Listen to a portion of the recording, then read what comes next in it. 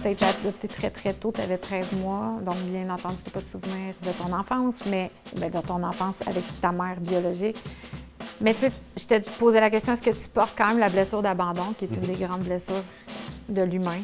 Si tu m'avais posé la question il y a 6 ans, je t'aurais dit, ben non, ça va bien mes affaires. Non, j'ai une bonne job, j'ai une carrière, je suis vraiment heureux d'être ici. Sur papier, ma vie est parfaite. Exactement. C'est sûr qu'il y a un traumatisme émotif ou une blessure psychique qui est causée par ce type d'expérience-là. Tu sais, souvent quand on parle avec des gens qui ne sont pas familiers avec le processus de travail sur soi, les gens se disent « ma vie va bien, j'ai pas besoin », tu sais. Mais pour moi, on est dans tellement de déni jusqu'au jour où, à un moment donné, souvent, ça passe par une dépression. Où est-ce qu'il y a de la peur? Moi, j'ai appris à comprendre qu'il y a une opportunité. Oui, bien, c'est la peur de l'inconnu, souvent. C'est la peur de l'inconnu. Et puis souvent, la peur qu'une personne peut avoir, ou le refus ou le rejet qu'une personne peut attribuer à une expérience, c'est proportionnel à la transformation qu'il pourrait vivre. C'est intéressant de penser que c'est peut-être cet aspect-là qui fait que l'ayahuasca, c'est une expérience vraiment différente.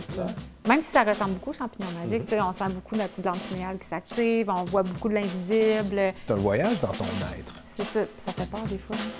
Les psychédéliques et les plantes médicinales comme outils pour travailler sur soi sont de plus en plus populaires, même s'ils ont un lourd passé et une difficile réputation à défaire. J'ai eu envie d'en parler avec quelqu'un qui s'y connaît particulièrement en ayahuasca. Son nom est Simon Larivière. Si c'est pas déjà fait, suivez-moi sur toutes mes plateformes, YouTube, Facebook, Instagram et X, là où la censure ne sévit pas. N'oubliez pas de protéger votre vie privée quand vous naviguez Internet avec le VPN le plus rapide sur le marché, NordVPN, N-O-R-D. Abonnez-vous au nordvpn.com/Hello veut savoir et supportez ma chaîne tout en utilisant un des meilleurs VPN au monde. Je répète, nordvpn.com/VPN.com/ELOVEUT-SAVOIR. Bien, écoute, avant qu'on se lance dans les grands, dans le creux du sujet, j'aimerais ça te présenter Simon Larivière. Tu es un inconnu pour ceux qui vont se joindre à ma chaîne aujourd'hui. Puis tu m'as approché. Oui. Puis finalement, on s'est rendu compte après, quand on s'est parlé au téléphone, que j'avais mal capté pourquoi tu m'approchais, mais j'ai tellement aimé ce que tu me présentais. Je me suis dit, mon Dieu, il faut qu'on en parle. Puis je l'avais déjà, ça fait longtemps que je veux parler des psychédéliques, de parler des psychédéliques dans la psychologie, dans le travail sur soi, dans la recherche d'un sens à la vie, mettons, disons ça comme ça. Finalement, tu ne m'approchais pas vraiment pour venir à mon balado, tu m'approchais juste parce que tu voulais me parler. Oui. C'était quoi, finalement? C'était quoi ta démarche derrière ça de m'écrire? C'est simplement qu'on a reconnu en toi, moi et des amis qui suivent ton balado, on a reconnu en toi quelqu'un qui était allumé, quelqu'un qui voyait d'un œil différent. Et puis, on avait trouvé ça rafraîchissant. Et puis, honnêtement, je me suis dit, c'est sûr, je vais bien m'entendre avec elle. Tu avais raison là-dessus. Ouais. Est-ce que tu veux te présenter, te présentes comme tu veux, comment tu veux que les gens te perçoivent aujourd'hui? Qui es-tu? D'où viens-tu? Que fais-tu? Écoute, moi, je suis un gars bien simple. Je m'appelle Simon Larivière. J'ai 41 ans. Je suis un père de famille. Je paye mes taxes. Je veux dire, je suis quelqu'un de bien normal. J'ai travaillé toute ma vie en vente. J'ai commencé dans le domaine de l'alimentation.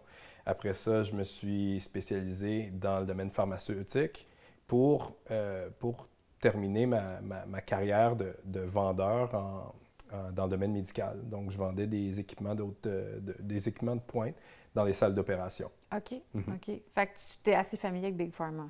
Oui. OK.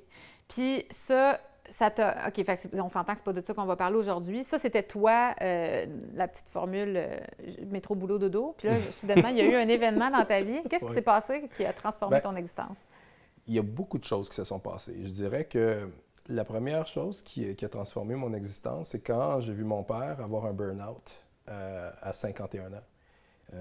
Quelqu'un qui a dévoué sa vie pour une compagnie, puis qui a toujours été bien traité par la compagnie, et puis qui a juste des bonnes choses à dire pour la compagnie en question, c'est Procter & Gamble.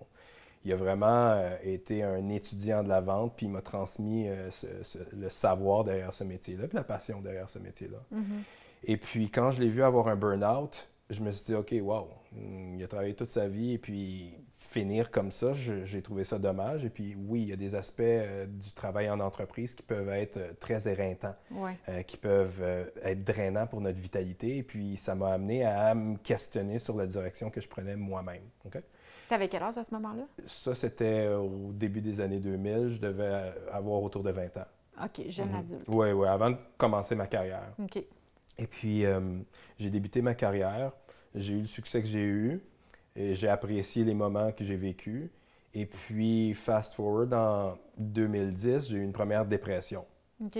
Et puis, en ayant travaillé dans le domaine pharmaceutique, pour moi, c'était évident que je n'allais pas prendre d'antidépresseurs. C'est drôle, je m'attendais à ce que tu dises le contraire. Non. Pourquoi? Simplement parce qu'il y a quelque chose en dedans de moi qui m'a dit que c'était pas l'approche qu'il fallait que je prenne, puis qu'il fallait que je trouve quelque chose... Mais en étant dans ce domaine-là, justement, c'était pas comme la marche à suivre? Oui, en effet. Mais il y avait quelque chose qui disait non en toi? Exact. OK. Exact. Et puis, donc j'ai décidé d'emboîter un parcours d'autoconnaissance. Je suis quelqu'un qui a appris l'espagnol de façon autodidacte. OK. Ça fait que c'est la même approche que j'ai prise pour comprendre qu'est-ce qui se passait dans mon expérience de dépression que je souhaite à personne. Est-ce que tu étais conscient que tu faisais une dépression? Oui. OK. J'étais conscient. Bien, déjà, c'est un gros pas. D'en prendre conscience, c'est déjà beaucoup. Non, je connaissais les questionnaires typiques, les algorithmes, je connaissais tout ça, puis c'était clair pour moi, OK, je fais une dépression, donc qu'est-ce que... Quels étaient, mettons, tes plus gros symptômes? My God! Juste parce que si peut-être des gens pourraient reconnaître... De ne pas avoir l'énergie pour accomplir les actions de base. Tu commences ta journée puis tu te fais comme comment je vais faire mon premièrement, déjeuner, tu dors plus longtemps. Prendre une douche, c'est compliqué. Comment je me sentais comme dans un gros bloc de glace où est-ce que je voyais tout se passer, mais je n'avais pas l'énergie pour poser l'action qui devait être prise au moment qu'elle devait être prise, puis en étant conscient que j'aurais pu te dire tel propos qui aurait aidé une situation. Un peu comme dans Air de glace à la fin, là, quand Scrat est pris dans son bloc de glace, puis il voit sa petite noix partir, puis il est comme pas capable d'aller la chercher. T'es pris, tu vois tout ce qui se passe, mais t'es comme impuissant finalement. Exactement. Oui. Ça, c'était à peu près en 2010. Et puis, je m'en suis sorti. Et puis, ce qui m'a sorti... Sans médicaments. Oui. Ce qui m'a vraiment sorti de cette dépression-là, c'est un documentaire que j'ai vu qui m'a invité à considérer que je pouvais être dépendant d'une pensée. Puis qui m'a expliqué la pathophysiologie entre la pensée puis l'émotion, le neuropeptide et puis les récepteurs cellulaires. Et puis, qui a fait du sens pour moi jusqu'à un moment où est-ce que j'ai vécu une expérience, où est-ce que j'ai eu une interaction avec quelqu'un et ça m'a pas fait du bien. Et puis, j'allais me satisfaire d'une pensée récurrente, troublante, puis je l'ai spotée, puis j'ai dit non. Wow. Ça a changé ma vie. Mais encore là, ça aide jusqu'à un certain point. Oui. Mais ça m'a donné une couple d'années là, pour continuer à rouler. OK. Mais donc, ta rencontre avec les psychédéliques est arrivée plus tard? Ah oui, c'est arrivé plus tard. OK. Beaucoup plus tard. Puis ça veut dire... Qu'est-ce qui t'a mené à ça? J'y arrive. Ah, OK, excuse-moi. Non, il n'y a pas de problème. J'ai hâte de le savoir. En 2014, ma mère est décédée. Oh shit, OK. Oui, ma mère est décédée. Et puis, vous allez comprendre pourquoi j'ai parlé de mon père. Parce que mon père a pris sa pré-retraite, il avait 51 ans. Et puis, j'ai toujours considéré mon père comme ayant accompli le rêve de tous les baby boomers. Tu sais, Liberté 45, lui, c'était Liberté 51. Et puis, mon père a toujours été là, en amour avec ma mère. C'était la femme de sa vie. Et puis, ma mère est décédée à 61 ans. C'est jeune. Mais malgré le drame que mon père a vécu, je considère quand même qu'il y a eu 10 années de qualité de vie extraordinaire. Parce que ça aurait pu lui arriver après sa retraite. Ça lui est arrivé avant? Ou... C'est que à 61 ans, mon père a eu 10 ans. Mais une retraite normale, c'est à 65. Oui, c'est ça. Donc, moi, j'ai tout vu ça aller. Je comprends ce que tu veux dire. Il n'aurait même pas profité. Exactement. Toute cette vie de sacrifice pour pouvoir profiter d'un moment futur qui lui est enlevé d'une façon quelconque. Puis il y a beaucoup de gens qui vivent ça, d'ailleurs. Exact. Donc, ça m'a amené à me poser beaucoup de questions. Sur le travail. Sur le travail, sur le sens de la vie, sur la direction que ma vie prenait. Et puis, en 2016... Là, j'arrivais à un âge où j'avais commencé à travailler, ça allait bien pour moi, j'ai eu des revenus intéressants. Donc, j'avais atteint une sécurité financière intéressante. Et puis, j'avais à peu près 35 ans, pas d'enfants, pas de copine. Et puis, je commençais à trouver ça très difficile. Tu sais, les week-ends qui arrivaient, j'avais tout le temps devant moi, mais à chaque week-end, c'était d'être confronté avec cette réalité-là. Tous tes amis aussi devaient commencer à avoir des enfants. Comme je dis souvent à la blague, là, le vendredi soir arrive, tu as 2 enfants, tu as une job. Là. La première pensée qui te vient en tête, c'est « Hey! » La première pensée qui te vient, c'est pas « Hey, qu'est-ce que mon chum Simon fait? » C'est « OK, qu'est-ce qu'il faut que je fasse pour... » C'est quoi le souper? Exactement. Oui. T'es mieux placé. Oui, on est dans l'essentiel. Tu sais. Ça fait que c'est là que j'ai pris un plus sérieux regard parce que je regardais sur papier là, tout ce que je pensais que je devais accomplir pour être où est-ce que je pensais que je devais être, la famille, les enfants, puis avoir le bonheur que je recherchais, qui n'était pas là. Puis j'ai eu la présence d'esprit de me dire, tu sais quoi, c'est pas le prochain accomplissement, la prochaine promotion, le prochain voyage ou whatever, c'est pas ça qui va m'amener le bonheur, puis je sais pas comment l'atteindre, donc il y a quelque chose que je comprends pas à la réalité. Fait que t'es parti à la quête du bonheur avec ton petit baluchon dans le dos. Plus à la quête d'une compréhension. OK. Réponse à tes questions, finalement. Oh, là, j'avais des questions profondes, puis je voulais avoir des réponses pour pouvoir mieux opérer, pour pouvoir me sortir de cette torpeur-là. Oui. À ce moment-là, tu n'es plus en dépression. Je rembarque dans une dépression à ce moment-là. Exactement.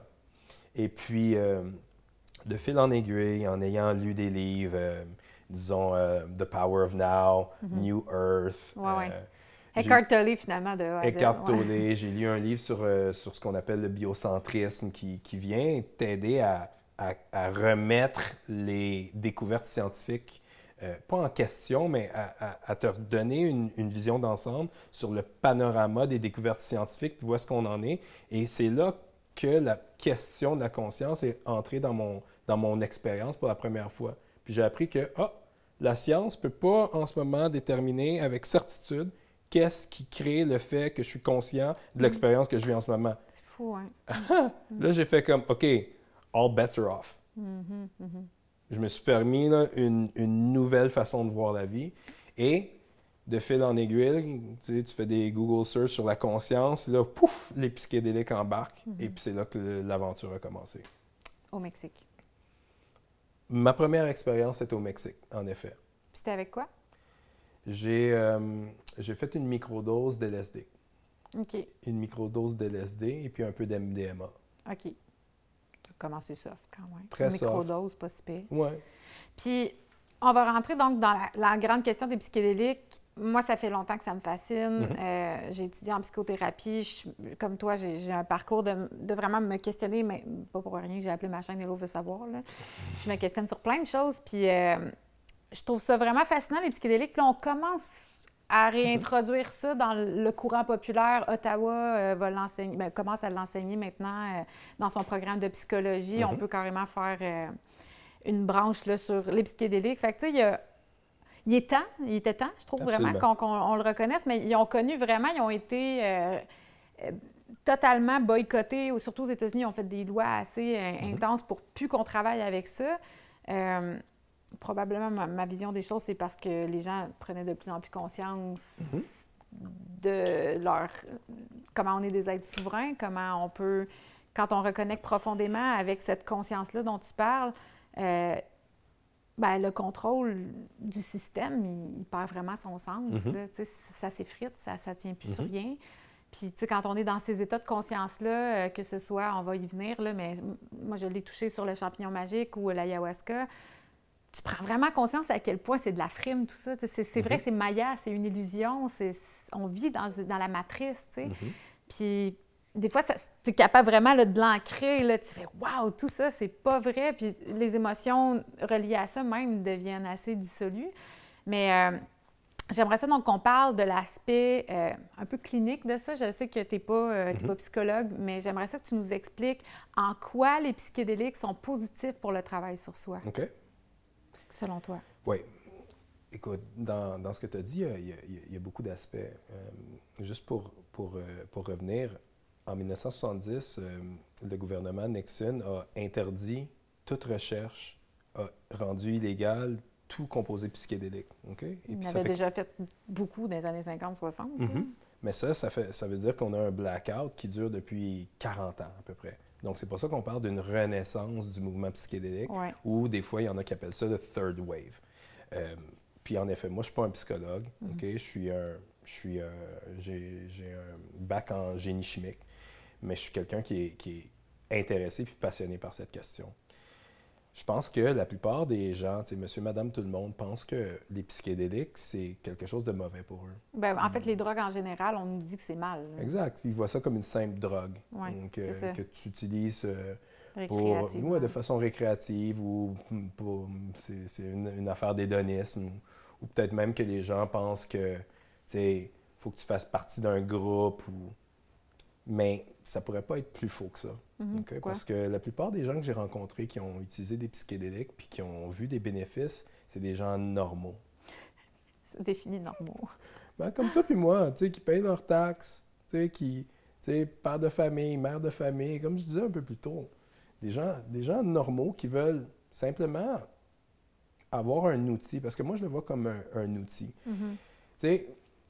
C'est certain que tu peux avoir des expériences ou avoir des visuels intéressants, mais la réalité, c'est que ça devient vraiment bénéfique quand tu l'utilises comme un outil pour transcender tes propres conditionnements. Quand tu l'utilises comme un outil pour pouvoir avoir un regard libre et ouvert sur toi-même, et puis te permettre l'attitude de lâcher prise des parties de ta vie qui ne te servent plus.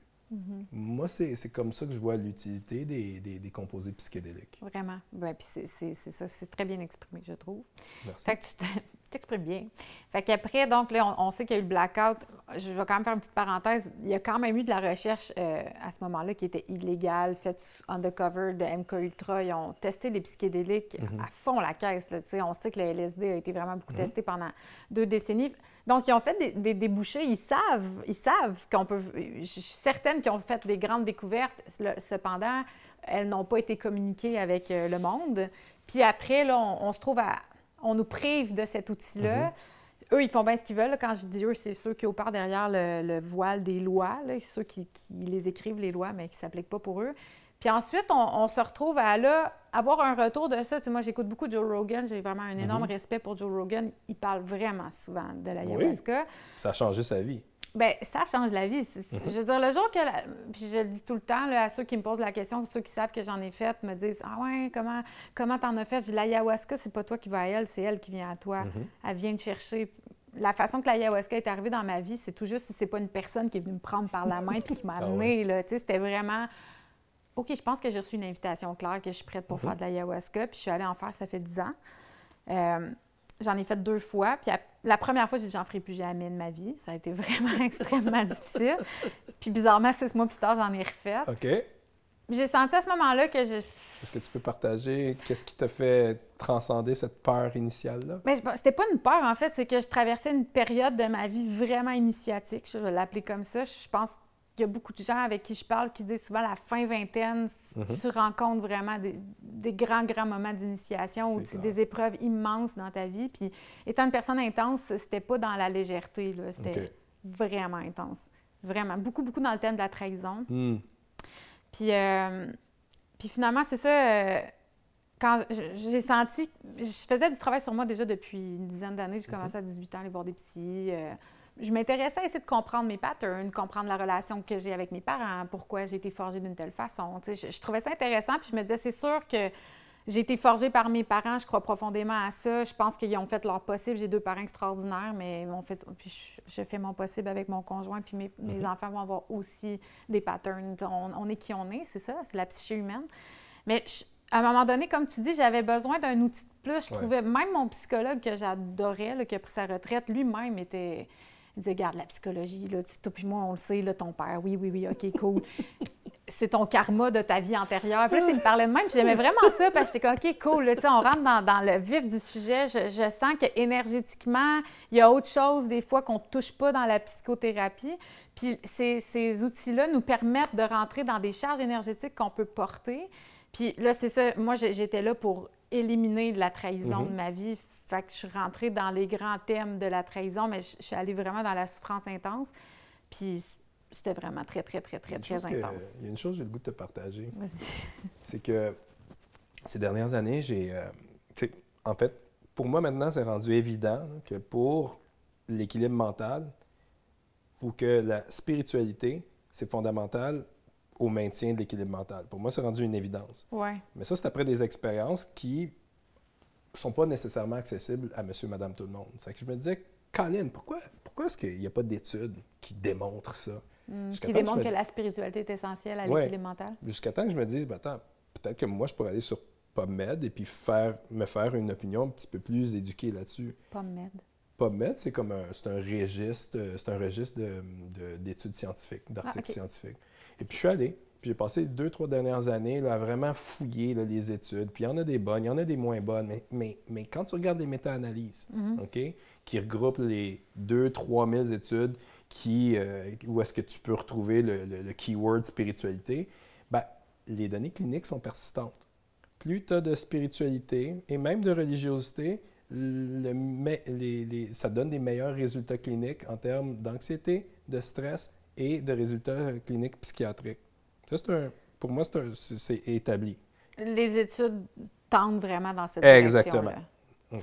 Puis, définir spiritualité, parce qu'on sait au Québec, c'est un terme qui fait peur aux gens. Là. Ben, c'est drôle parce que quand tu demandes aux gens est-ce qu'il y a une différence entre la religiosité et la spiritualité, tout le monde te dit oui.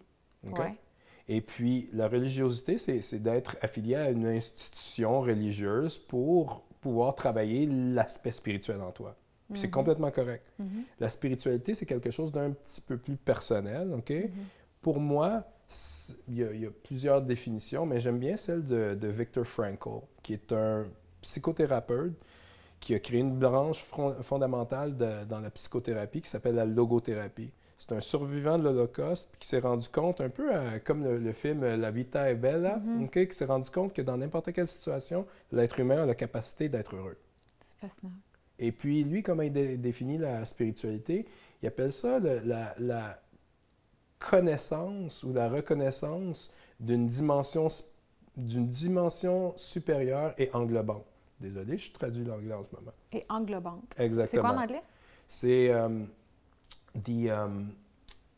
the connection to an all-encompassing higher dimension. OK. OK? Et puis ça, je trouve ça intéressant. Puis ça revient un petit peu à ce que je dis souvent aux gens, tu sais. Il y a deux philosophies. Il y a une philosophie scientifique qui nous amène à vraiment considérer presque exclusivement les aspects tangibles de la vie. OK? Et puis, l'aspect spirituel, ça serait donner de l'importance aux aspects intangibles de la vie. Ouais. OK? D'où cette dimension supérieure et englobante. Et puis, comment ça se traduit dans l'expérience de vie d'un individu? OK? C'est, est-ce que tu te considères ou est-ce que tu considères uniquement ton aspect tangible, ce qui est palpable, ton corps, délimité par les frontières de ton corps, ce qu'on t'a appris dans tes cours d'anatomie, ou tu considères que ton être est plus vaste, plus ample que ça, en considérant l'aspect intangible. Et puis moi, depuis que je considère cet aspect intangible, qui me permet de connecter à la dimension où est-ce que tu trouves le sens, tu trouves la raison d'être, tu trouves la patience, tu trouves l'équilibre, la beauté, ma vie va mieux. OK? Puis quand je dis va mieux, c'est certain que c'est pas selon les mêmes règles que j'utilisais avant, mais juste ma façon d'être patient. Moi, c'est la patience en ce moment. Oui, c'est ça. Ouais. Pourquoi la patience, t'en parles comme étant la grande clé Parce que tu as trouvée? Pour n'importe qui a des enfants, qui se lève à 6h30 avec un enfant qui crie déjà, Puis qui fait pas ses nuits. qui fait pas ses nuits, c'est complètement normal de ne pas avoir l'énergie pour rester patient puis transmettre tout l'amour que tu peux à ton enfant. Puis d'être incapable de faire ça, c'est très souffrant. Extrêmement souffrant. Extrêmement souffrant. Puis moi, je pense que les gens ne réalisent pas à quel point il y a une autre façon. OK? Parce qu'il n'y a personne là, qui aime ça crier après ses enfants. Non. Et puis tout le monde, a posteriori, qui vivent l'expérience d'avoir perdu patience avec leurs enfants puis qui voient la face de leurs enfants, ils ne se sentent pas bien. Non, c'est ça. C'est vrai, c'est intéressant que tu en parles parce que, bon, on est les deux, tu viens d'avoir un bébé, on a, nos bébés ont quelques jours d'écart. Donc, on est pas mal dans le même... on doit avoir le même genre de nuit, j'imagine. Mais puis, les gens autour de moi avec qui je parle de la parentalité puis de devenir parent, cette souffrance-là, tu sais, elle n'est pas beaucoup adressée, je trouve. Tu sais, quand je suis des comptes Instagram du monde qui partagent leurs enfants, ce n'est que beau, que magnifique, puis que dans la parentalité bienveillante. Puis... Mais il y a ça. Mais on a... C'est mal fait parce qu'à un moment donné, le fait de ne pas dormir t'amène un moment donné à plus avoir la même patience avec tes enfants. J'essaie, je suis une mère, j'essaie d'être la meilleure personne possible pour mes enfants, mais ça nous arrive des fois de tomber comme vraiment moins capable d'expliquer. Puis c'est intéressant que tu le nommes parce que la patience, je pense qu'elle apprend un nouveau concept quand on devient parent. Pour moi, être patient avant, c'était ce que ma mère me répétait que c'était une vertu. Puis moi, je ne suis pas patiente dans la vie, puis je m'en fous. Mais là, ça a un impact sur les gens qu'on aime le plus au monde. Fait que c'est important. C'est clair. Ouais. Puis c'est drôle que tu amènes le mot vertu parce que j'ai commencé à m'attarder beaucoup aux mots. Hein, on parle beaucoup de valeur, mais on parle moins de vertu. Puis pour les gens qui sont moins confortables avec ce mot-là, vertu puis comportement, pour moi, ça se ressemble. Parce que les valeurs, c'est des principes. Mais les vertus, c'est des principes en action. C'est comment tu te comportes. Et puis la patience, c'est comment tu te comportes. Quand quelqu'un appuie sur toutes tes cordes sensibles, les enfants, c'est des professionnels. Ils sont pas pires. Ils sont pas pires là-dedans. Quand quelqu'un appuie sur toutes tes cordes sensibles, et puis tout ce que tu veux, c'est juste perdre la carte, OK? Tout en dedans de toi t'amène vers ça. Comment est-ce que tu gardes le focus ou cette connexion-là? Et puis, peut-être qu'on pourrait faire un petit exercice ensemble. Ah oui, donc? Oui. Parce que... Faut que tu me couches? Non, faut pas que tu te couches. Non. Parce qu'une des choses que mon parcours m'a amené, c'est vraiment de considérer des techniques pour rester connecté avec notre force intérieure ou notre aspect supérieur. Et puis, ça peut paraître simple et anodin, OK? Puis ça va prendre tout son sens un petit peu plus tard quand on va rentrer dans la discussion sur l'ayahuasca. Mais si tu veux te prêter au jeu, allez donc. Garde les yeux grands ouverts. Okay. Parce que la vie, c'est pas se retirer dans un petit coin, fermer les yeux, puis faire des ohms toute la journée, puis espérer que dans une vie normale, dans un quotidien, on puisse appliquer ou on puisse transférer cet état d'esprit. C'est live. La bataille est face à face avec ta limitation. Et puis quand j'ai la présence d'esprit, OK, parce que des fois, je ne suis pas parfait non plus. Non. La limitation, je ne la vois pas. Mais quand j'ai la présence d'esprit, de voir que j'ai une limitation, par exemple, je suis avec un client difficile, je suis avec un boss, je suis avec ma blonde, et puis une conversation qui est difficile, ce que je fais, c'est que je me concentre sur la respiration. C'est que je vais t'inviter à faire 3 respirations, ou 5, OK? On va inspirer. On va expirer tout l'air de nos poumons. Puis les gens à la maison peuvent faire la même chose avec nous. On expire tout l'air de nos poumons. Maintenant, on va faire la première, on inspire. On expire. Puis à la deuxième inspiration, je veux que vous vous concentrez sur l'air qui passe au travers de vos voies nasales. On va faire ça une dernière fois. Et puis là maintenant, concentrez-vous sur la racine de votre nez avec l'air qui passe au travers des voies nasales.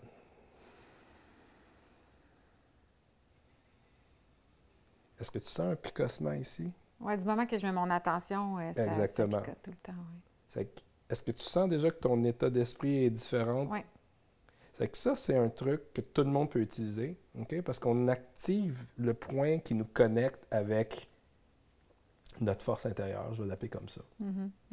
Et puis, dans des moments où est-ce que j'ai besoin d'écouter quelqu'un, où est-ce que j'aurais tendance à vouloir peut-être argumenter, à couper la parole, je me concentre là-dessus et puis j'essaie vraiment d'écouter, puis de m'écouter en même temps. C'est beaucoup de vigilance. Et puis de laisser de la place. Puis là, il y a d'autres circonstances qui sont permises parce que j'ai décidé de juste être réceptif. J'ai envie pour les gens qui écoutent, puis on n'en est pas venu encore à comprendre comment c'est devenu, mettons, ta spécialité. OK. Tu travailles avec des psychologues, c'est devenu vraiment comme une passion pour toi, à un point tel que tu l'as intégré beaucoup dans ta vie. Peux-tu nous expliquer, mettons, le reste de ton cheminement? Là, tu dis que tu as rencontré les LSD, tu as rencontré les microdoses. Puis ton parcours a continué jusqu'à ce que tu t'en viennes à l'ayahuasca. Oui. Qu'est-ce qui s'est passé? Pourquoi tu penses que ça a été un point culminant, mettons, la rencontre avec Parce que Laïa? dans les recherches que j'avais faites, c'était clair que l'ayahuasca était comme placé au top de la liste. T'en étais conscient de ça? Oui, la façon dont c'était écrit, l'information, les témoignages des gens, l'ayahuasca était mis sur un piédestal, au même titre que tu as le Kilimandjaro, qui est un accomplissement, T'as l'Everest. tu as l'Everest, puis tu as le K2. Ouais, le K2, next level. Ouais, t'as ces deux-là, tout le monde sait que c'est différent. Ça fait que c'est comme ça que j'avais perçu l'ayahuasca. Est-ce que, juste parenthèse, Oui. mettons qu'il y a des gens qui nous écoutent qui ne savent vraiment pas c'est quoi l'ayahuasca. Ah oui. Tu veux-tu juste expliquer c'est quoi l'ayahuasca? Absolument. L'ayahuasca, c'est une boisson ou un thé amazonien qui est composé d'une feuille et puis d'une écorce. OK? La feuille, on appelle ça de la chacruna. L'écorce, on appelle ça du capi. Dans l'écorce, il y a un ingrédient actif qui vient inhiber une enzyme que notre foie produit. OK? Parce que l'enzyme, si elle n'est pas inhibée, elle va venir dégrader l'ingrédient actif qu'il y a dans la feuille. En d'autres mots, s'ils ne sont pas mariés ensemble, ça fait strictement rien quand on les avale. Exactement. Il faut qu'ils soient ensemble. Exactement. Dans ce breuvage qu'on appelle l'ayahuasca. Exactement. Et puis, ce qui est intéressant avec l'ayahuasca, c'est son ingrédient actif qui est de la DMT, de la diméthyltryptamine, pardon. C'est bon de l'avoir dit, j'aurais pas été capable. C'est le français, des fois, qui me cause des problèmes. Parce que t'es anglophone aussi. Oui, j'ai étudié à l'Université McGill, exactement. Donc, la fameuse DMT, ce qui est intéressant, c'est qu'en 2019, il y a une équipe de chercheurs à l'Université du Massachusetts qui ont pratiquement prouvé que l'être humain pouvait produire de la DMT de façon endogène. C'est-à-dire? C'est-à-dire que... Sans aide extérieure. Exactement, que l'être humain, dans son fonctionnement normal, est habilité à produire cette molécule. Tout comme on produit de la sérotonine. Exactement. Okay. Et en ce moment, si on regarde le discours et le dialogue autour de la DMT, c'est considéré comme un neurotransmetteur. Ah okay? Oui? Et puis, le Dr. Lowy, qui est un chercheur allemand, si je ne me trompe pas, c'est le premier à avoir découvert ce qu'il appelait la communication neuronale à partir de la libération de molécules. Donc, c'est un neurotransmetteur. Mais la raison pour laquelle j'en parle, parce que je parle de communication neuronale. Donc, ton corps a besoin de certaines molécules pour se donner de l'information. OK?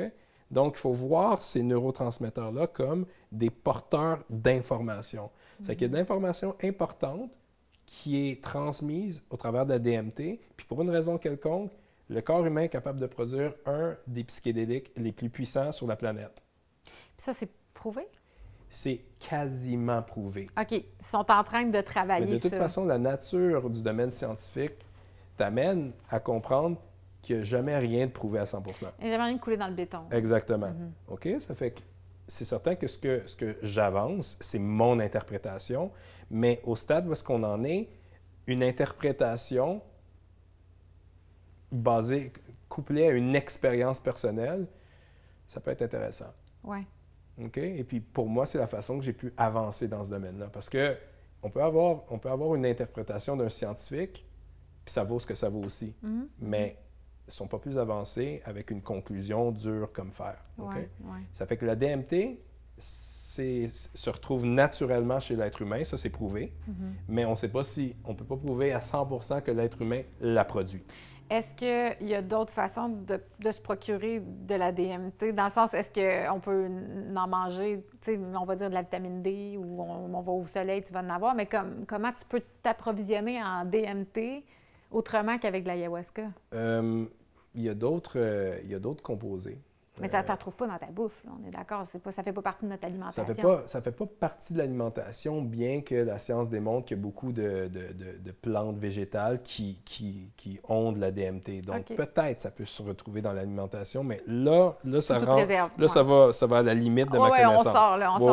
On sort de mon champ d'expertise. OK, c'est bon. Mais non, c'est parce que ça m'intriguait. Oui. Que tu dises qu'elle fait partie de nous.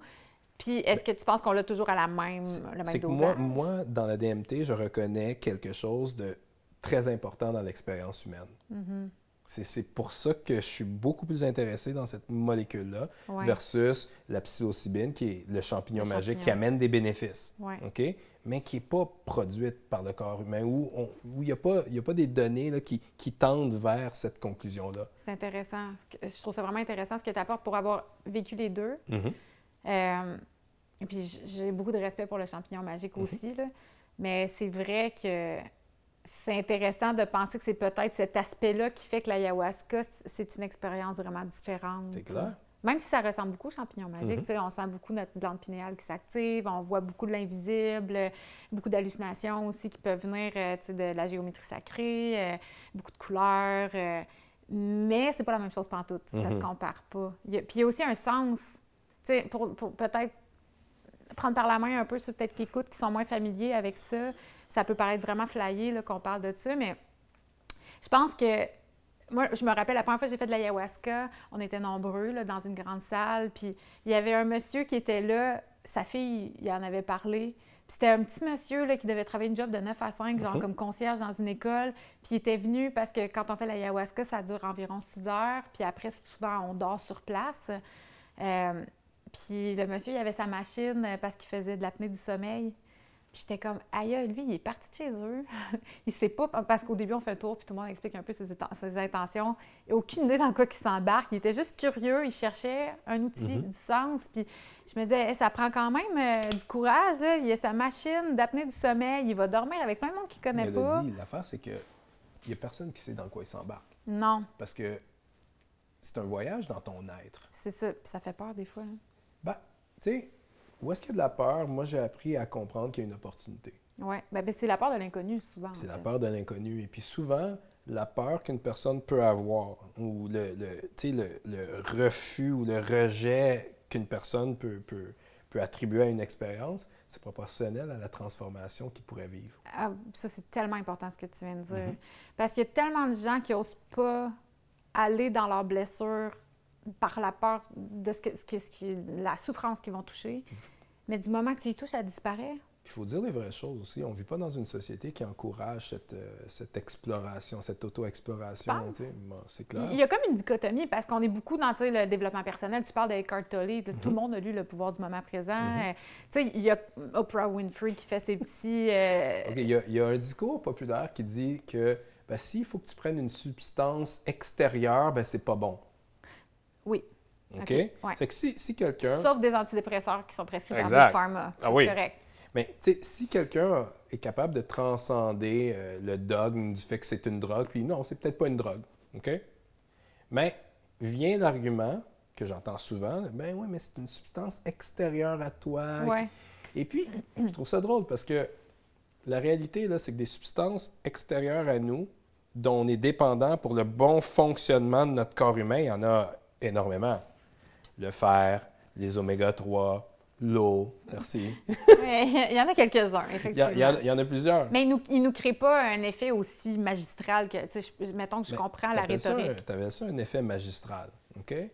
Sauf que là-dedans, j'ai l'impression, je ne vais pas te prêter des impressions, mais j'ai l'impression qu'il y a une croyance, OK, qui t'empêche de considérer que peut-être que notre état, notre fonctionnement actuel, là, c'est un fonctionnement vraiment inférieur au fonctionnement optimal d'un être humain. Comme on n'est pas à notre plein potentiel, Non. on n'est pas optimisé à notre plein potentiel. Parce que tout le monde, en tout cas, moi je viens d'un milieu d'affaires, OK?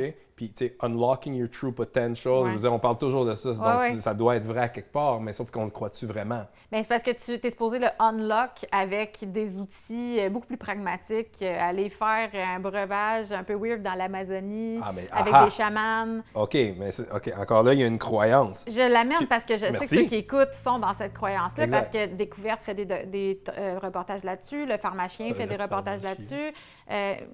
On parle constamment de la personne qui est morte en genre 20 ans, Ouais. qui a fait... On en parle, là.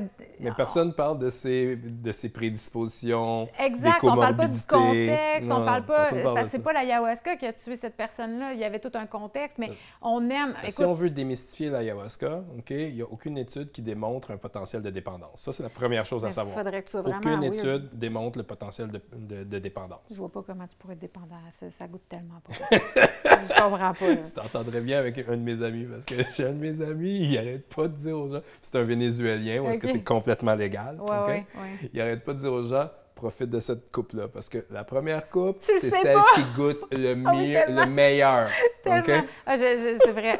C'est ça que je disais à mon chum quand il l'a fait la première fois. Je suis comme, la première fois que tu vas la boire, tu vas trouver presque que ça goûte bon. Ben ouais! Never Tu again. regardes les gens, tu te dis, mais c'est quoi le fuss, là? Ça goûte rien, Ouais, cette c'est histoire-là. ça, Ouf! c'est ça, c'est fou.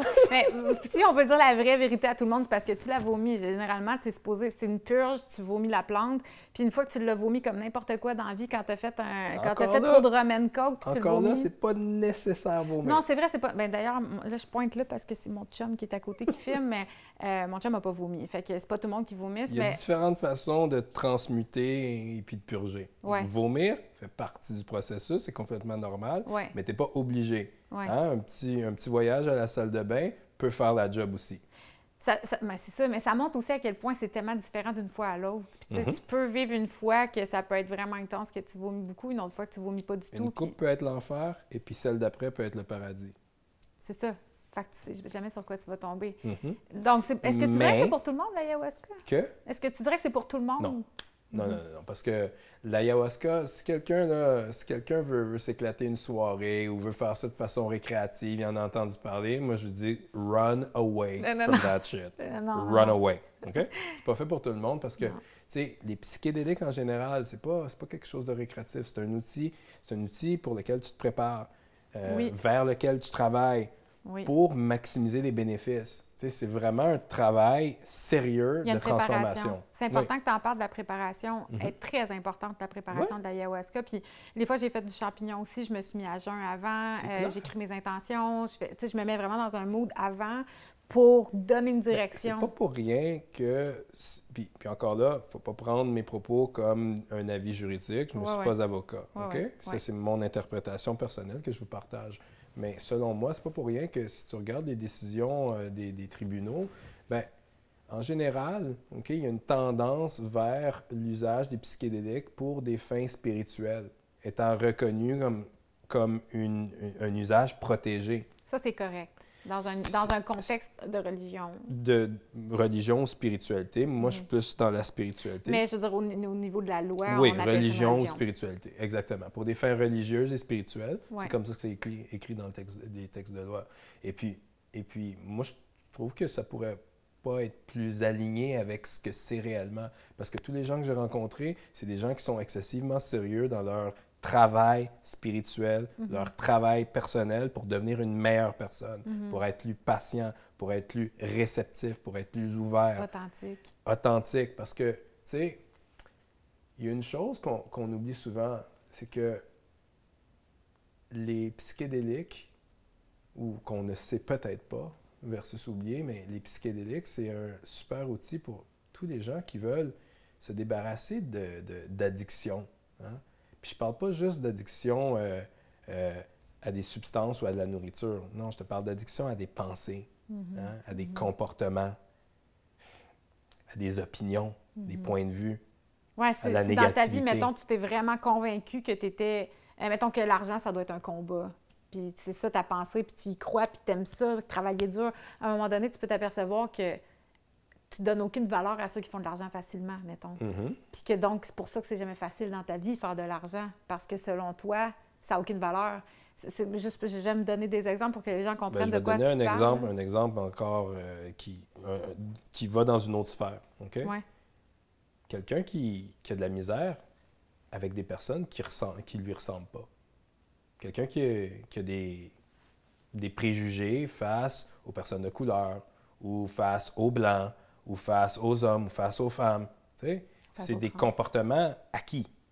Hein? Un enfant de 2 ans, 3 ans, il n'y a pas de problème à jouer avec n'importe qui, jaune, noir, bleu, blanc, gars, fille, pas grave.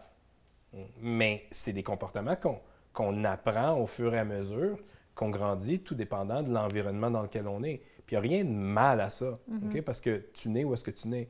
Sauf qu'il y a peut-être des gens qui commencent à réaliser que c'est peut-être limitant comme comportement puis qui voudraient changer. OK? Ouais. Donc, c'est un outil phénoménal pour se sortir de ce type d'addiction-là qui sont vraiment de nature intangible.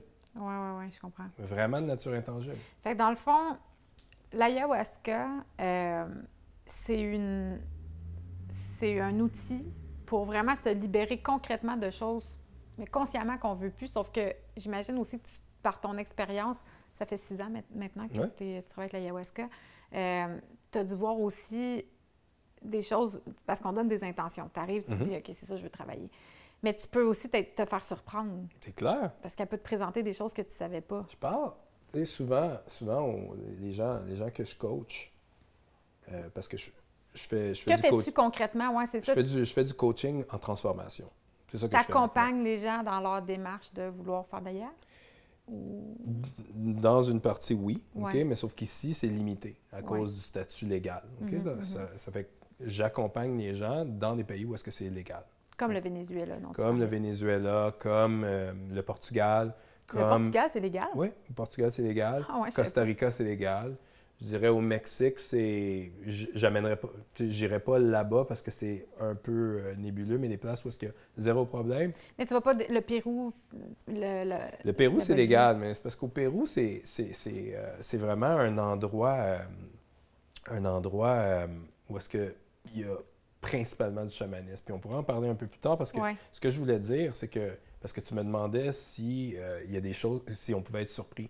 OK? Et puis quand je coach les gens, je parle de trois buckets, pardonnez-moi l'expression. Donc, il y a le premier bucket qui est les choses que je sais. Et après, le deuxième, c'est il y a les choses que je sais que je ne sais pas. Mais après, il y a celui des choses que je ne sais pas que je ne sais pas. Et puis celui-là, j'invite les gens à s'imaginer lequel est le plus vaste. Dans mon expérience, les choses qu'on ne sait pas, c'est vaste. Oui, mais c'est l'univers. Hein? Exact. Mais sauf que ça n'a pas besoin d'être apeurant. Puis ça, c'est ta relation avec la vie aussi. Parce que oui, c'est mystérieux, mais il y a une beauté dans le mystère. Ben oui. Il y a une beauté dans se permettre de vivre des expériences où est-ce qu'on ne connaîtra pas le résultat, mais on fait confiance que c'est ce qu'il faut qu'on vive pour notre développement. Parce que, tu sais, Viktor Frankl, c'est quelqu'un qui m'a beaucoup inspiré. Lui, Viktor Frankl, c'est le psychiatre autrichien qui est survivant de l'Holocauste dont je parlais. Oui, OK. Et puis, lui, son gros fait d'âme, c'est que tout dans la vie a un sens. Et puis que la force motrice principale de l'être humain, c'est la recherche du sens de la vie. Puis la recherche du sens de la vie, si tu regardes tous les films hollywoodiens du parcours du héros, c'est ça que c'est.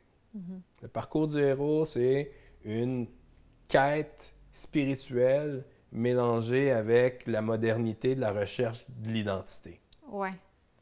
Et puis, ça parle aux gens. Parce que c'est un personnage qui va vivre de l'adversité, mais qui n'a pas le choix de vivre cette adversité-là pour pouvoir transcender sa propre situation. Comme Luke Skywalker. Comme Luke Skywalker. Mais comme n'importe qui vit ses propres défis, sa propre adversité à chaque jour. Tout le monde qui nous écoute aujourd'hui vit son parcours du héros. Oui, tout à fait. Donc, tu me parlais du Pérou, oui, c'est ça. Ben, en fait, on parlait du chamanisme. Oui. Puis tu fais une distinction, tu te considères pas chaman, mais par contre, tu travailles quand même avec, tu es comme un facilitateur ou coach. Oui, un facilitateur, coach. Mais pourquoi tu n'utilises pas le mot chaman? Bien, parce que... Puis pourquoi tu ne vas pas dans des pays qui ont du chamanisme? C'est pas que je vais pas dans des pays. OK? J'ai pas de problème à faire ça.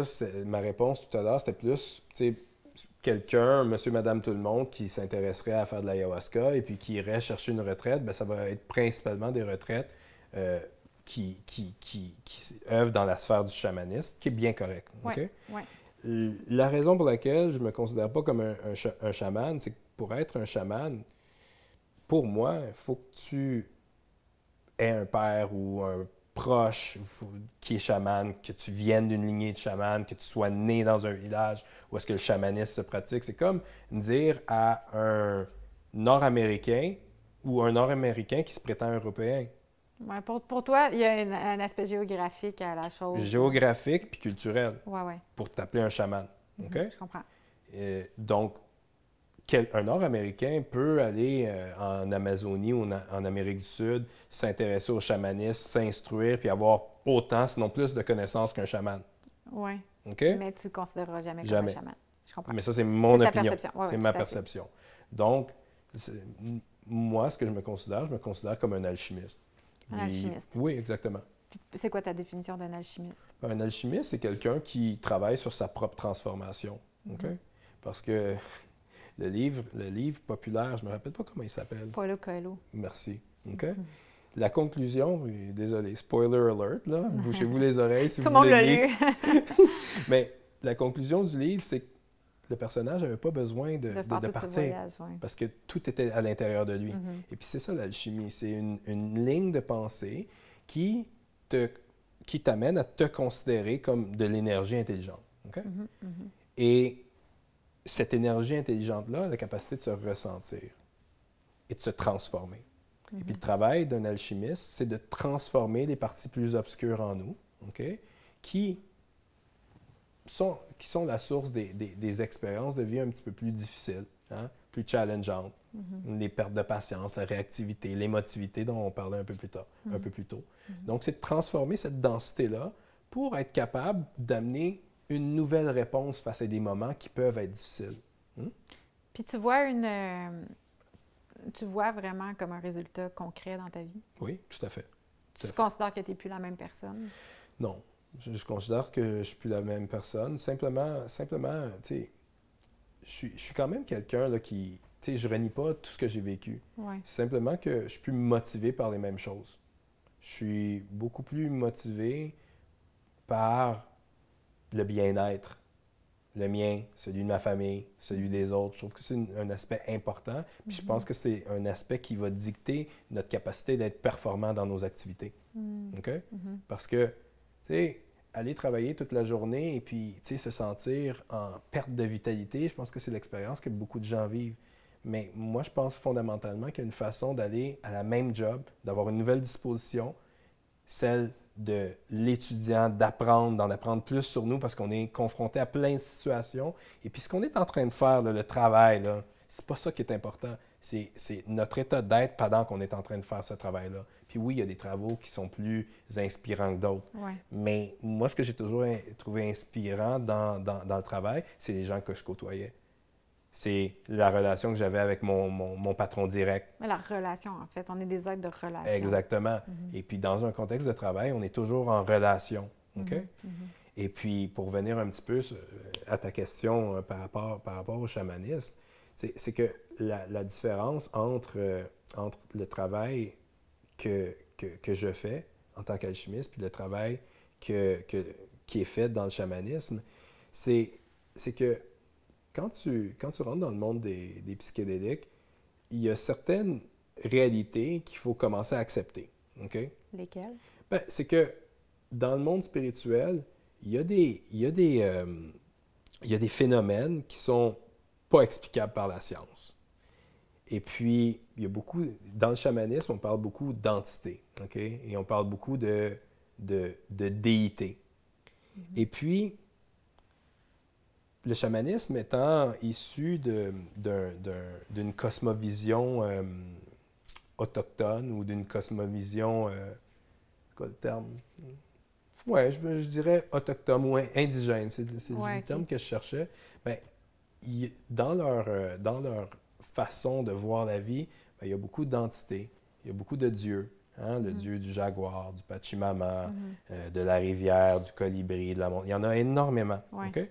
Et puis, en alchimie, on reconnaît simplement une divinité. Puis c'est le potentiel divin que chaque personne a dans son cœur. Okay?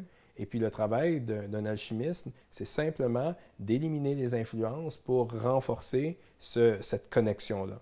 Okay? Avec le potentiel divin. Avec son potentiel divin. Ou si on prendrait les mots de Viktor Frankl, renforcer sa connexion avec cette dimension supérieure et englobante. OK? Donc, fait que c'est ça le but ultime, selon toi, de l'existence humaine? c'est parce que si on veut réellement amener des changements dans sa vie et se transformer, je ne connais pas de façon plus puissante et plus efficace que de commencer à porter attention sur cet aspect divin-là dans nous. OK? Et puis, il y a tellement de choses qui sont dites. Tu sais, je dis ce mot-là, puis ça peut vouloir dire beaucoup de choses pour plusieurs personnes. Ouais. Mais ce que ça veut dire pour moi, c'est une question de présence. C'est une question de comportement, d'attitude, de valeur, puis de vertu. OK? Puis ça ne veut pas dire qu'on est parfait, parce que la game, c'est de tailler ce diamant-là qui est « this diamond in the rough ». Hein? Puis c'est la pression, hein, qui crée le diamant. Et puis, on est déjà là. Il y a déjà suffisamment de pression pour nous amener à considérer cet aspect-là. Ouais. Et puis des fois, pour certaines gens, il va en falloir plus. Ouais. Moi, il m'a fallu des années de pression pour arriver à un point où est-ce que, OK, il faut que j'amène un autre élément dans ma vie, puis c'est l'élément qui me permet d'opérer puis d'être bien dans la façon que j'opère. Est-ce que tu penses qu'un jour, l'ayahuasca fera plus partie de ça? Que tu vas le faire juste naturellement? Peut-être. En activant ta DMT? Peut-être. Oui. Ouais. Moi, je suis ouvert à n'importe quelle possibilité. Oui. Mais, en tout cas, bref, ça, c'est super intéressant. Puis on pourrait parler de bien des affaires. Mais je ne vais pas forcément rentrer tant que ça dans mon vécu, mais on parlait, bon, tu as été adopté de parents purement québécois pur laine, comme on dit. Puis avant qu'on commence, je te posais la question, tu as été adopté très, très tôt, tu avais 13 mois, donc bien entendu, tu n'as pas de souvenir de ton enfance, mais de ton enfance avec ta mère biologique. Mais tu sais, je te posais la question, est-ce que tu portes quand même la blessure d'abandon, qui est une des grandes blessures de l'humain? C'est quoi ta réponse par rapport à ça? Qu'est-ce que tu portes? Si tu m'avais posé la question il y a 6 ans, je t'aurais dit, ben non, ça va bien mes affaires. Non, j'ai une bonne job, j'ai une carrière, je suis vraiment heureux d'être ici. Je veux dire, j'ai une meilleure situation puis des conditions de vie auxquelles j'aurais pas accès. Ma vie est parfaite. Exactement, je t'aurais répondu ça. Mais maintenant, en ayant eu accès à des parties de moi-même qui n'étaient pas accessibles avec ma conscience normale, je me rends compte que oui. Et puis, ça fait tout le sens du monde. C'est sûr qu'il y a un traumatisme émotif ou une blessure psychique qui est causée par ce type d'expérience-là. Ouais. Et puis, je sais à quel point ça a affecté la relation que j'avais avec les femmes. Bien, c'est sûr. Donc, je remercie le parcours que j'ai vécu pour avoir pu prendre conscience de ça. Et puis, je pense que mon exemple... j'espère que mon exemple peut résonner avec d'autres personnes. Oui, bien absolument, parce que, tu sais, souvent quand on parle avec des gens qui ne sont pas familiers avec le processus de travail sur soi, les gens se disent « ma vie va bien, j'ai pas besoin », tu sais. Mais pour moi, on est dans tellement de déni jusqu'au jour où, à un moment donné, souvent, ça passe par une dépression. Puis là, tu fais comme « oh boy, OK, ça va peut-être pas si bien que ça, finalement. » Puis là, tu es forcé de te regarder et faire « mon Dieu, comment ça que ça va pas? » Moi, j'ai espoir que ça n'ait pas besoin d'aller jusqu'à une oui, dépression. c'est ça, ce serait le fun qu'on s'en rende pas là. J'ai espoir. Et puis, je me rappelle pas c'est qui m'a dit ça. Je pense que c'est un de mes amis... Je pense que c'est un de mes amis psychologues. J'avais justement cette question-là que je lui ai posée. Puis lui, ce qu'il m'a dit, c'est... Basé sur mon expérience et puis de ma façon de travailler, moi, je pose cette question-là aux gens. Si tu te retrouves tout seul dans ton char, dans le trafic, à 6h30 le soir, puis tu n'es pas encore arrivé, ou si tu es juste tout seul, laissé à toi-même avec tes propres pensées, il n'y a pas beaucoup de gens qui sont capables de dire qu'il y a zéro aspect dans leur vie qui ne mériterait pas un regard plus précis. Il y a peu de gens qui pourraient dire que il n'y a pas des aspects dans leur vie qu'ils aimeraient améliorer, des relations qu'ils ont, qu'ils aimeraient renouer, ou simplement faire la paix avec des parties de soi-même. Et puis, si quelqu'un est arrivé au point où est-ce qu'il y a zéro besoin de faire la paix avec soi-même, ou tout va bien, bien, j'aimerais ça qu'il m'appelle pour que lui puisse me coacher sur comment il est arrivé là. Oui, vraiment, Okay? vraiment. Parce que moi, je suis toujours prêt à apprendre. Mais c'est maintenant, un processus infini. Avec l'expérience que j'ai eue, je suis convaincu que tout le monde a un jardin secret. Oh mon Dieu. Et puis c'est pas tout le monde qui prend le temps d'enlever les mauvaises herbes. Non, puis c'est des plures d'oignons. Fait que, tu sais, c'est pas parce que tu as enlevé une plure que c'est fini, là. Tu sais, c'est un travail jusqu'à la fin. Puis, mais ce qui est le fun, bon, j'en avais parlé avec Jérémy Demé, là, tu sais, on a fait une entrevue dans le même sens où on parlait beaucoup de travail sur soi. Puis ce qui est beau du travail sur soi, c'est que tu finis par voir des résultats. C'est clair. Tu sais, tu finis par voir tes relations s'améliorer. Moi, je pense que c'est la première chose. Là, tu sais. Dans ma vingtaine, j'avais vraiment des patterns. Tu parlais de ta relation aux femmes. Moi, c'était ma relation aux hommes qui était compliquée. Puis, à un moment donné, tu sais, j'ai fini par identifier c'était quoi la source de la blessure, travailler relationnellement avec mon père, avec qui j'ai une super belle relation maintenant. Mais à ce moment-là, notre relation était assez conflictuelle. Puis, en allant faire la paix avec ces zones-là de mon enfance, de tout ça, là, j'ai commencé à attirer des personnes dans ma vie complètement différentes. C'est clair. Puis c'est ça qui est beau, c'est que ça se fait tout seul. En prenant conscience de certaines choses, tu vas aller vers des personnes différentes. Tu vas aller vers des personnes qui vont pas être comme les premiers chums que j'ai eus. Il y a des choses dans ma vie que j'accepterai plus jamais. Fait que, tu sais, c'est pas vrai, tu sais, il y a du monde qui se crie, mais moi, c'est pas vrai que je m'embarque dans 20 ans de thérapie, je vois pas le bout. Puis, mais tu vois des résultats. Puis ce qui est le fun des affaires comme l'ayahuasca ou le champignon magique, c'est que pour moi, c'est un peu comme un raccourci. Puis oui, c'est pas pour tout le monde, mais si tu es prêt à rentrer dedans, puis c'est comme si tu remontes les manches, tu fais comme let's go, là. On va faire le niaisage. C'est drôle, hein? Quand tu dis que tu as attiré des différentes personnes dans ta vie, c'est comme tu as changé de vibe. Ben oui, c'est sûr. Et ça fait que, tu sais, cette expression-là, tu sais, j'aime sa vibe, on parle de vibration. Oui. On parle d'énergie. C'est que si tu changes ton énergie, forcément, tu vas attirer d'autres circonstances dans ta vie. Vraiment. Et puis, tout à l'heure, tu sais, tu viens de parler, tu viens de parler de la psychologie. Et puis, je disais tout à l'heure que j'étais quelqu'un qui m'attardait beaucoup aux mots. Tu sais. Ouais. Puis, je suis allé regarder l'étymologie du mot psychologue, psychiatre. Hein. Puis, celui du psychiatre est encore plus interpellante. Parce que dans son étymologie, ça veut dire celui qui guérit le mental, l'âme ou la psyché. Et puis, on se concentre énormément sur le mental. Vraiment. Mais l'âme, la psyché, c'est quand même délaissé. Beaucoup. Et puis, tu sais, pour avoir parlé à beaucoup de psychologues, il y en a beaucoup qui sont d'avis que toutes les consultations, à la base de toutes les consultations, c'est toujours un problème de recherche de sens de la vie. Finalement, c'est ça la grande question de l'humain. Exactement. C'est qu'il y a toujours un aspect spirituel et puis on est inconfortable avec cet aspect-là. Oui, c'est vrai. Donc, on y va pas. On y va pas. Puis, je pense qu'au Québec, on est particulièrement inconfortable avec cet aspect-là. Tu sais, la religion, on l'a jeté aux poubelles pas mal, puis on a jeté le bébé avec l'eau du bain. Là, il faudrait qu'on récupère au moins le bébé parce que j'ai beaucoup de gens qui me suivent qui sont dans la religion, puis moi, j'ai aucun problème avec ça. Je m'identifie à aucune religion, mais j'étais comme tout le monde, j'ai été baptisée, puis je viens on est dans c'est très catholique au Québec. Mais à un moment donné, ma recherche, ma propre spiritualité est devenue, comme tu disais, c'est une expérience personnelle. Puis j'ai pas besoin de prêcher ma spiritualité aux autres. J'ai pas besoin que les autres aient la même.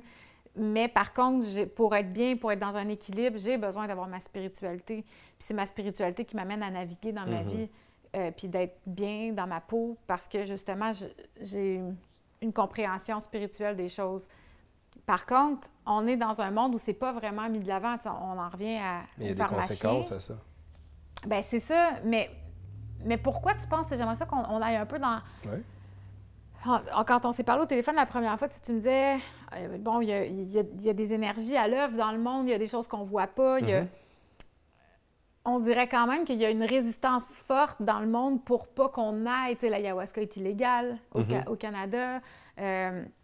On valorise pas vraiment le réel travail sur soi. Là. Tu sais, oui, il va y avoir un psychologue, puis inscris-toi pendant 30 ans, là, s'il le faut, mais toutes ces approches-là qui sont vraiment comme prouvées de plus en plus comme hyper efficaces pour rentrer dans le bobo, puis le nettoyer, puis le guérir, on dirait qu'ils sont pas vraiment valorisés. Pourquoi? Bien, c'est parce que on vit dans un monde où est-ce que la cosmovision scientifique règne. Okay? Ouais. Et puis, à cause de cette cosmovision scientifique qui a ses bénéfices, hein, je veux dire, un avion, ça fonctionne. Ouais. D'une certaine façon, il y a eu une compréhension des lois physiques qui peut être considérée comme très élevée. Okay? Ouais. Sauf qu'on n'a pas de théorie englobante qui nous explique comment la réalité fonctionne. Okay? Et puis, juste pour venir, à cause qu'on se fie principalement à la doctrine scientifique pour expliquer des phénomènes, on pense encore que des composés psychédéliques, c'est nouveau. hein, qu'on n'en sait pas beaucoup. Oui, c'est ça. Mais c'est ce qu'on nous laisse croire. Mais si on considère que l'ayahuasca puis d'autres médecines, il y a d'autres médecines telles que la psychalie, le peyote, le jopo, toutes il y a des millénaires et des millénaires d'expérience avec des... Je pense qu'on doit être rendu à des milliards de personnes qui ont utilisé ces médecines-là. Oui, il y a comme la substance. Exactement. Okay? Et puis qui continuent à être utilisées. Mais il faut commencer à valoriser cette expertise-là qui ne provient pas nécessairement de notre domaine scientifique occidental. Occidental, c'est ça. Et puis, je comprends qu'il y a beaucoup de gens qui ont besoin de la validation de la science pour faire quoi que ce soit. Mais pour ceux qui sont capables de voir les limitations de la science, moi, j'invite les gens à considérer qu'il y a déjà énormément de données qui démontrent qu'il y a des bénéfices extraordinaires à utiliser ces médecines-là. Mais mettons, je vais faire l'avocat du diable. Ouais. En ce moment, il y a une loi qui est en train d'être passée au Canada pour invalider, ou en tout cas pour réglementer les produits naturels. Ouais. On est dans la guerre contre les produits naturels, on est dans la guerre contre la nature, on est dans la guerre contre... Si ça vient de la nature, ça n'a aucune valeur. Ah, toi, tu prends de l'équinacée. C'est comme, on vire les yeux. Puis... Mais je pense que le gain pécunier, OK, il est pour beaucoup. Parce que moi, je ne suis pas un grand connaisseur sur cette question-là des produits naturels. Mais sauf que c'est clairement l'industrie pharmaceutique qui est en train de dire, ben nous, on est réglementé pour ces produits-là. Puis dans le fond, si on prend argument A, B, C, D, ben on peut considérer ce produit naturel-là au même niveau que ce produit-là, donc il devrait être réglementé. OK? Et puis en ce moment, les entreprises qui ont les fonds pour pouvoir opérer avec cette réglementation-là, c'est les compagnies pharmaceutiques. C'est ça. Donc, je pense que c'est un réflexe naturel de compagnies qui veulent prendre de l'ampleur dans un monde capitaliste. Oui, ça, mettons, business, là, Ouais. 100% d'accord. Mais mettons, ce que ça a comme impact, mettons, si on regarde la société, c'est que monsieur, madame, tout le monde qui regarde ça aller se dit « Ouf, ouais, bien, les produits naturels, c'est vrai que c'était pas tellement réglementé finalement, puis là, ben peut-être que c'est pas si avéré que ça, puis finalement, peut-être qu'on s'aperçoit avec la technologie qu'on a, puis les sciences, que nos produits qui sont faits en laboratoire sont vraiment plus efficaces. Fait que pourquoi qu'on prendra en considération des chamans un peu flyés qui vivent dans le jungle? Tu sais, on démonise tellement ça, c'est ridiculisé, puis c'est... On enlève la valeur à tout ce qui vient de la nature. Mais je pense qu'aussi, on enlève la valeur de l'expérience personnelle. Ouais. Parce qu'encore là, je reviens à notre philosophie scientifique, puis c'est pas parce que c'est parce que je suis quelqu'un qui est entraîné à voir les failles. OK? Et puis depuis 6 ans, je vois beaucoup de failles dans cette doctrine-là. Ouais. OK? Puis une des grandes failles, c'est que il y a une croyance qui présuppose que l'expérience subjective n'a pas autant de valeur que l'expérience objective. Explique-toi. C'est que subjectivement, toi et moi, on est dans une pièce. Pardon, objectivement, ouais, toi et moi, objectivement, toi et moi, on est dans une pièce. Subjectivement, j'ai une expérience, l'expérience d'être interviewé est uniquement propre à moi. Ouais. Au même titre que ton expérience d'être interviewé est uniquement propre à toi, et puis je ne pourrai jamais savoir c'est quoi ton expérience. Ouais. Malgré que les deux, on fasse partie de l'expérience. Ouais. OK? Et puis, cet aspect subjectif de la vie est dévalorisé. Donc, je pense que c'est une des pistes aussi là, pour répondre à ta question. Oui. Mais tu sais, en même temps, de toute façon, je ne m'attends même pas à ce que tu répondes. C'est plus que je mets en lumière ce que je trouve déplorable de notre société, qui est que, dans le fond, si c'est pas tangible... C'est clair. Comme Yoda, quand il prend Luke puis qu'il fait « On n'est pas juste des êtres de matière, on est des êtres illuminés. » C'est clair. C'est ce qu'il dit en français, je ne me rappelle plus ce qu'il dit en anglais, mais c'est ça la réalité, c'est qu'on n'est pas juste de la matière. Puis c'est prouvé, la science quantique le prouve. Maintenant, on sait qu'on est vibration, on est des champs énergétiques. Fait que quand on entreprend une démarche de travail sur soi, ça devrait être aussi normal de continuer dans la même lignée qu'on sait maintenant qu'on est vibration. Bon, puis les consciences changent, je pense. Là. Mon but aujourd'hui, c'est pas non plus de dire à tout le monde, vous devriez commencer à travailler tous avec des psychédéliques, tout aller faire de l'ayahuasca. C'était plus pour ceux qui sont curieux, pour ceux qui ont envie de comprendre qu'est-ce que c'est ce monde des psychédéliques. Puis j'aimerais ça qu'on parle peut-être des bienfaits. T'sais, on sait que ça aide beaucoup les gens qui ont des chocs post-traumatiques, ceux qui ont de l'anxiété. Est-ce que tu es un peu... Tu m'as dit que tu travailles avec des psychologues. Oui. Peux-tu nous parler pourquoi tu trouves ça important de travailler avec des psychologues, mettons, dans ton approche? Oui. C'est parce que les psychologues ont des connaissances intéressantes par rapport à la psyché humaine. T'sais, ils ont réussi à articuler des concepts très, très difficiles et abstraits qui nous permettent d'avoir plus de précision dans le type d'approche qu'on veut prendre. OK? Si c'est clair, comment... Ouais. Oui. Donc, moi, je respecte énormément les connaissances derrière cette discipline-là, au même titre que les médecins ont une connaissance technique très intéressante. Très intéressante. L'expertise de la synthèse, c'est là que c'est un peu plus... c'est un plus grand défi. Ouais. Et puis, tu sais, il y a beaucoup de statistiques qui démontrent que les psychologues, les psychiatres, les professionnels de la santé ont une plus grande incidence de troubles mentaux, de dépression, de burn-out que la population en général. Ah ouais. Et puis ça, moi, ça m'a choqué quand j'ai appris ça. Parce que, tu sais, c'est comme si je te disais, on va aller en Europe, et puis tu as deux choix. Soit c'est toi qui pilotes l'avion, puis tu as moins de chances de faire échouer l'avion qu'un pilote entraîné. Tu sais, c'est un peu ça. Ouais, j'avoue que c'est comme cordonnier mal chaussé, ça fait pas de sens. Exactement. Et puis, moi, j'attribue simplement ça au fait qu'ils sont exposés à beaucoup de gens. OK? Ouais. Et puis, on commence à regarder des phénomènes de transférence et de contre-transférence. C'est quoi ça? Ça, c'est simplement qu'une personne, ou dans un contexte clinique, ma compréhension de comment on me l'a expliqué, c'est qu'un patient peut vivre l'expérience émotive de son professionnel de la santé et vice-versa. OK? Mais moi, je crois fondamentalement que c'est un processus qui s'opère dans la vie en général. Ouais. Donc, je peux vivre l'expérience émotive de quelqu'un d'autre et quelqu'un d'autre peut vivre mon expérience émotive. Ben, à fond. Et puis, juste cette information-là, si elle était considérée, ça pourrait changer énormément le domaine de la santé. Oui. Dans un contexte où tu as énormément de gens qui vivent des traumatismes émotifs importants et des professionnels qui sont exposés à tout cet environnement-là. Oui. Donc, ça a quand même un impact sur leur psyché. Exactement.